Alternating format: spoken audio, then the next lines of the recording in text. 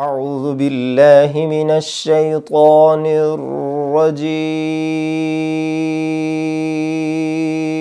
بسم اللہ الرحمن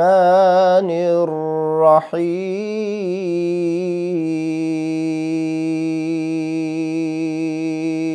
ان الدین عند اللہ الاسلام،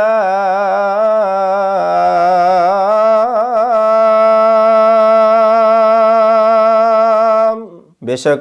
دین مقبول اللہ کے ہاں صرف اسلام ہی ہے۔ صدق اللہ العلی العظیم۔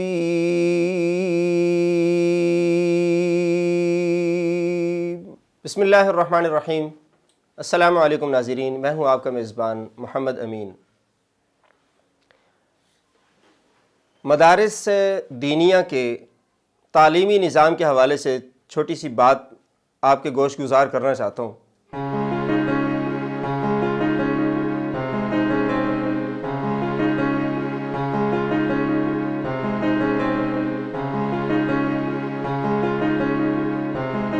اس میں میرے مخاطبین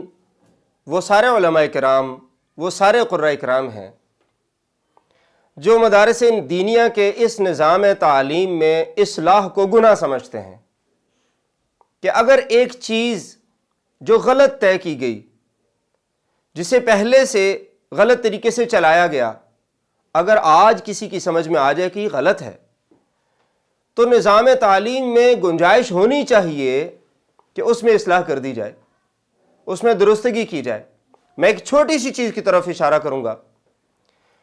آج کے دور میں علماء کرام جو اچھی خاصی استعداد کے حامل ہیں، جو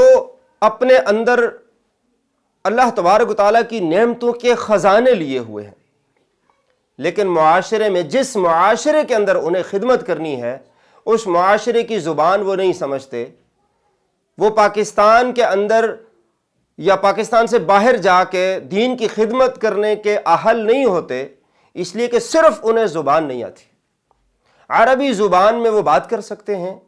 وہ عربی زبان لکھ سکتے ہیں، وہ عربی زبان پڑھ سکتے ہیں، لیکن انگلش کی زبان کو پڑھنا، لکھنا، سیکھنا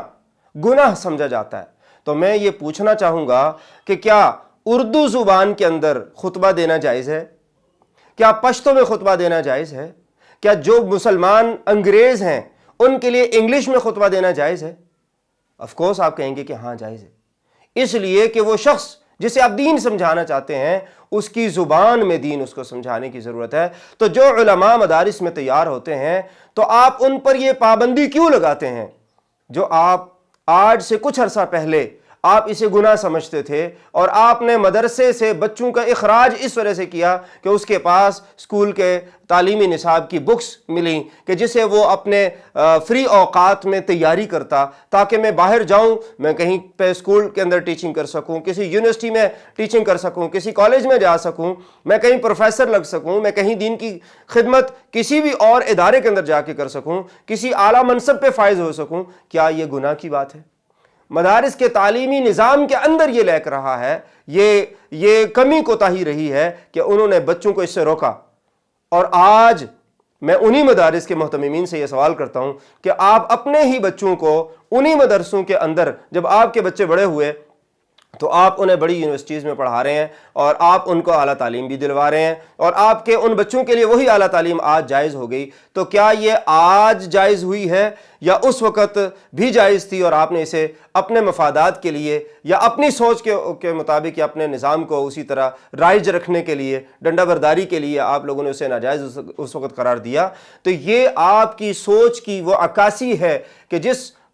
میدان میں آپ لوگ، اللہ تبارک و تعالیٰ نے جہاد کے لیے بھی ایک حکم ارشاد فرمایا، وَأَعِدُّوا لَهُم مَّا اسْتَطَعْتُم مِّن قُوَّةٍ، کہ آپ جس میدان میں اترنا چاہتے ہیں، جنگ کرنے کے لیے اس میدان کے مطابق آپ اپنی تیاری کر کے اتریں، تو ایک عالم دین کو اس کے مطابق تیار کیوں نہیں کیا جاتا؟ جس معاشرے کے اندر اس نے خدمت کرنی ہے، جس معاشرے کے اندر اس نے دین کی بات لوگوں کو سمجھانی ہے، اس معاشرے کی بود و باش کا اسے پتا ہونا چاہیے، ان کی لینگویج کا اسے پتا ہونا چاہیے، ان کے رائج طریقہ کار کا انہیں پتا ہونا چاہیے، اور وہاں کے وہ کورسز اس میں ایڈ اپ ہونے چاہیے جن نئے کورسز کی اس عالم دین کو آج کے دور میں ضرورت ہے۔ اور جن مدارس میں اس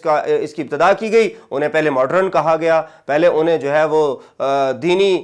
دنیاوی سکول کہا گیا، انہیں یونیورسٹی کہا گیا، انہیں کالج کہا گیا، اور آج آہستہ آہستہ خود کو جب ضرورت محسوس ہونے لگی تو اپنے بچوں کے لیے اپنے ہی مدارس میں اس چیز کو الاؤ کیا گیا۔ تو یہ ظلم ہے،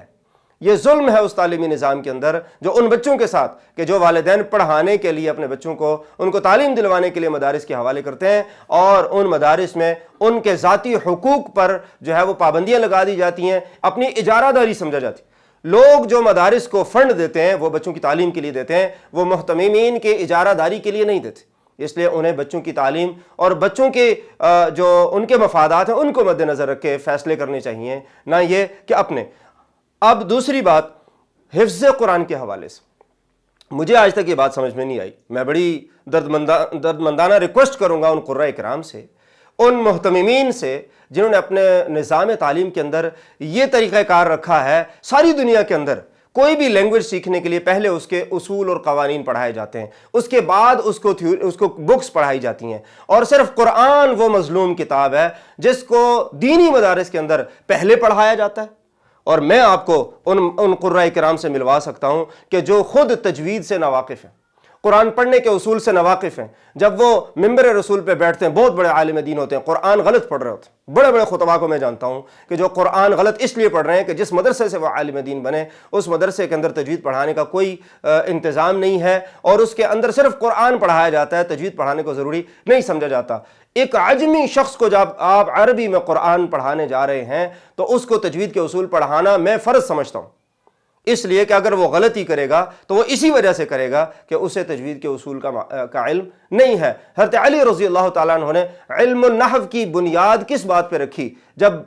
سورہ توبہ کی آیت کسی نے غلط پڑھی اور وہاں پہ اللہ تبارک و تعالیٰ کو اور اللہ کے رسول کو الگ الگ کر دیا، جس کے اندر معنی بہت زیادہ تبدیل ہو رہا تھا، تو اصول وضع کرنے کے پیچھے لاجک ہے کہ جو عجمی لوگ ہیں وہ ان اصولوں کو جب تک نہیں جانیں گے قرآن غلط پڑھیں گے۔ بڑے بڑے خطباء وہ ممبر رسول پہ بیٹھتے ہیں، غلط قرآن پڑھتے ہیں، میں آپ کو ان کی ویڈیو سنا سکتا ہوں، دکھا سکتا ہوں، ان سے ملوا سکتا ہوں، پرسنلی جانتا ہوں ایسے علماء کو، اور اس کے پیچھے مدارس دینیہ کا وہ نظام ہے، فرسودہ نظام، جس کے تحت وہ علماء جو ہیں اس پر کاربند ہیں، اور اگر اس میں اصلاح کی کوئی بات کرے تو اسے مدارس دینیہ کا مخالف سمجھا جاتا ہے۔ ہم مدارس دینیہ سے ہی پڑھیں، لیکن ہم نے یونیورسٹی سے بھی تعلیم حاصل کی ہے، ہم نے اسکولوں کے نظام کو بھی دیکھا ہے، مدارس کے نظام کو بھی دیکھا ہے، وہ اپنے اس ریجڈنس کو اس پہ لاگو رکھتے ہیں اور اس میں کوئی تبدیلی کرنے کی گنجائش نہیں سمجھتے۔ آپ مجھے بتائیں، قرآن سیکھنے کے لیے تجوید کا کورس قرآن سیکھنے سے پہلے ہونا چاہیے، یا قرآن پاک حفظ کرنے کے بعد اس کی رٹی ہوئی منزل جب تک اس کا رٹا مکمل نہ ہو، اس کا حفظ منزل پکی نہ ہو، تب تک اسے تجوید کے اندر کسی بھی تجوید کے کورس میں اسے ایڈمیشن نہیں ملتا؟ تو یہ کہاں کا لاجک ہے، یہ کہاں کا انصاف ہے کہ جب تک اس کو غلط قرآن، اگر وہ قرآن ٹھیک یاد کیا ہوا ہے تو تجوید پڑھانے کا لاجک بتائیں،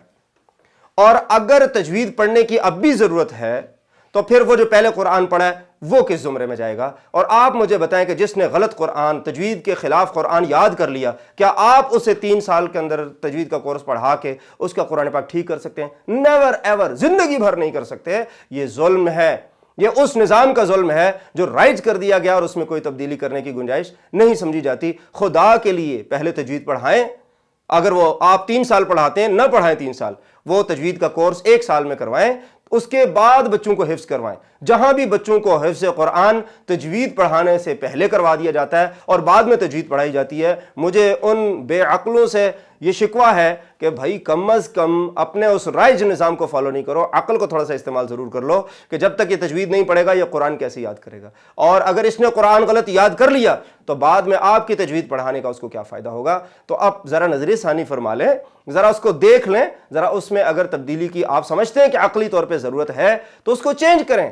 اپنے ان علماء کو یا ان پرانے بزرگان دین کو فالو کرنا یہ ان مشرکین کا شیوا ہے کہ وہ غلط تھے تب بھی ان کو فالو کرنا ہے، وہ صحیح تھے تب بھی ان کو فالو کرنا ہے۔ اللہ تعالیٰ نے یہی پوچھا ہے کہ اولو کان آباؤہم لا یعلمون شیئا ولا یہتدون، ان کے پاس علم نہیں تھا یا وہ صحیح راستے پہ نہیں تھے تب بھی ان کو فالو کرو گے، تو یہ جس نے بھی رائج کیا وہ غلط ہے، غلط ہی ہے، پہلے بھی تھا، اب آج بھی ہے، آئندہ بھی رہے گا۔ اسے درست کرنے کی ضرورت ہے۔ مدارس دینیہ کے اندر بھی اس نظام کو، چلتے ہوئے نظام کو، اس کی اصلاح کی ضرورت ہے۔ خالصتاً قرآن کے حوالے سے میں بات کر رہا ہوں کہ تجوید کا کورس پہلے پڑھائیں اور وہ بچوں کو سکھائیں۔ جب تک وہ تجوید مکمل صحیح سے ٹھیک سے نہیں سمجھ لیتا تب تک اسے حفظ کروانا یہ غلط طریقہ کار ہے جو رائج ہے، اس میں اصلاح کرنے کی ضرورت ہے۔ اور میری ان سب سے درخواست ہے، سب محتممین حضرات سے اور جو ہمارے وفاق بنے ہوئے ہیں ان سے بھی میری گزارش ہے کہ وہ اس کی اصلاح کرنے کی کوشش کریں۔ وآخر دعوانا ان الحمدللہ رب العالمین۔ جی ناظرین، آج کا ہمارا یہ پروگرام مدارس دینیہ کے فرسودہ نظام کی اصلاح کے حوالے سے تھا کہ جب آپ نے اپنے نصاب کے اندر کوئی چیز غلط رائج کر لی ہے، وہ اس وقت کے دور کے تقاضے کے مطابق تھی، تو آج اس کی اصلاح کر لیں، اس لیے کہ آج کے دور کا تقاضا اگر آپ سے کوئی چیز ڈیمانڈ کر رہا ہے تو اس کے مطابق اس کو صحیح کر لیں، اس کی اصلاح کر لیں۔ اور قرآن کا تو یہ آج نہیں، یہ تو اس دور کی بھی ضرورت تھی، لیکن نہ جانے کس نے اسے رائج کیا اور ویسا کا ویسا چلتا آ رہا ہے اور لکیر کے فقیر بن کے اسی کو رائج کیا ہوا ہے۔ اور جہاں پہ بھی یہ ہو رہا ہے، اس کے حوالے سے اگر کوئی شخص، کسی کو میری بات سے اعتراض ہو، اسکرین پہ دیے گئے میرے واٹس ایپ نمبر پہ رابطہ کر سکتے ہیں، مجھے سمجھانے کی کوشش کریں کہ کیا قرآن پاک سیکھنے کے اصول پہلے ہونے چاہیے باقی دیگر چیزوں کی طریقے سے، انگلش اور دیگر زبانیں سیکھنے کے حوالے سے، یا یہ پہلے زبان سیکھ لیں اور بعد میں اس کے اصول جو ہے ان کو سیکھا جائے، تو کون سی چیز بہتر ہے؟ اس میں آپ کے کمنٹس بھی آنے چاہیے، آپ کی رائے آنی چاہیے، تاکہ یا تو میں اپنے اس کانسیپٹ کی اصلاح کر لوں یا پھر مدارس دینیہ کو ہم مجبور کریں کہ وہ اپنے اس نظام کے اندر اصلاح کریں اور اس کو، تاکہ اس کی افادیت بڑھے اور سیکھنے والے اپنے قرآن کو درست کر سکیں۔ جزاکم اللہ تعالی خیراً، احسن الجزاء۔